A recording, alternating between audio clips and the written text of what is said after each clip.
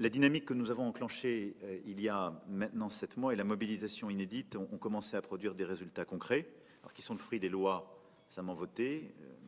Le parquet national anticriminalité organisé, qui est opérationnel depuis le 5 janvier, l'état-major interministériel de lutte contre la criminalité organisée qui est en place, les opérations type Octopus contre la DZ Mafia, qui ont produit une quarantaine d'interpellations, l'affaire Kessassi, qui a donné lieu à 6 mises en examen, autant d'incarcérations, la réduction du nombre de points de deal, qui est tangible et visible sur le terrain, ce qui est une bonne chose, mais on le sait avec une évolution des pratiques et une multiplication aussi des livraisons à domicile, si je puis utiliser cette formule.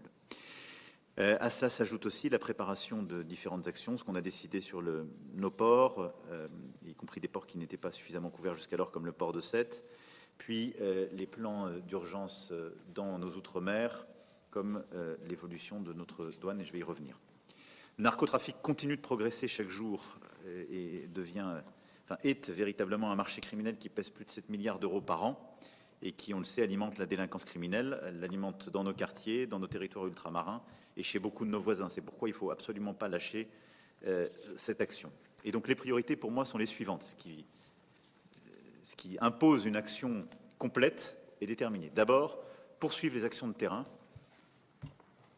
mobiliser pleinement nos services, on y reviendra. Et je veux vraiment qu'on ait là, dans la priorisation de ce que font nos services de renseignement, une action renforcée sur le narco.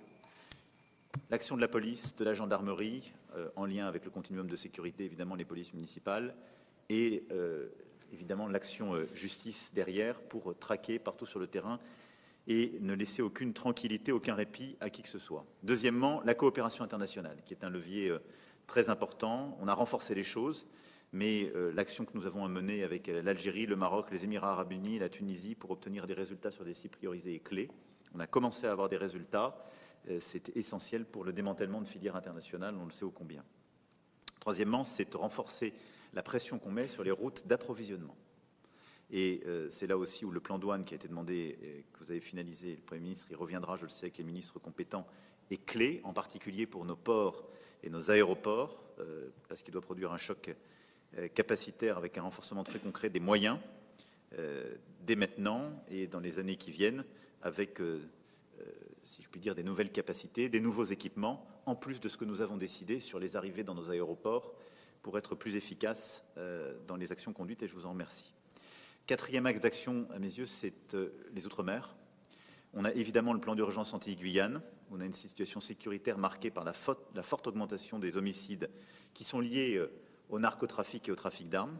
Et donc, dès janvier dernier, on a établi un plan d'urgence avec plusieurs axes. Il faut accélérer son déploiement. Et je demande qu'on regarde l'ensemble des territoires ultramarins parce qu'on voit les fragilités qu'il y a aussi, évidemment, en Polynésie. En tout cas, il n'y a pas de négligence à avoir. Cinquième élément, c'est la pression à mettre sur les consommateurs à travers à la fois la réforme qu'on fait sur les amendes forfaitaires délictuelles, leur mise en œuvre, les évolutions qui ont été décidées, les campagnes de communication, la pression qu'on doit mener. Il n'y a pas de trafic de drogue dans les quartiers s'il n'y a pas de consommateurs, généralement dans les beaux quartiers, soyons clairs. Et donc, c'est quand même la grande différence avec d'autres formes de banditisme ou de criminalité, c'est que là, on a des gens qui nourrissent quelque part le crime qu'ils peuvent déplorer. Donc la pression sur le consommateur, la prise de responsabilité, les éléments clés pour véritablement accroître la pression et les sanctions et les éléments de prévention sur le plan sanitaire sont clés. Et donc il y a ce continuum prévention-sanction, mais la pression sur le consommateur est clé. Puis le dernier point, c'est en matière d'éducation, où il faut évidemment là, continuer de renforcer le travail. Et merci de ce qui a déjà été fait, mais où il faut avancer. Tout ça pour dire qu'au fond, nous ne devons absolument pas relâcher l'effort. Je vous remercie de tout ce qui a été fait ces derniers mois et qui a permis de pas simplement transformer le paysage institutionnel, mais avoir des premiers résultats extrêmement structurants. Mais cette action, elle est profondément interministérielle, c'est pour ça qu'elle suppose la coordination sous la houlette du Premier ministre, et j'en remercie. Et elle suppose, sur les axes d'effort que je viens d'évoquer, d'intensifier, d'accélérer. Et c'est clé. Donc sur cette base-là, je vais donner d'abord la parole au Premier ministre pour pouvoir revenir sur les points qu'il souhaite détailler, en particulier le suivi des cellules interministérielles qu'il a animées, et puis on reviendra sur chacun des éléments que je viens d'évoquer. Monsieur le Premier ministre. Merci beaucoup, Monsieur le Président de la République. Bon, vous avez pratiquement déjà tout dit. Je vais peut-être organiser un tout petit peu les axes de travail pour bien marquer les évolutions entre ce format, le dernier format que nous avons eu autour de vous,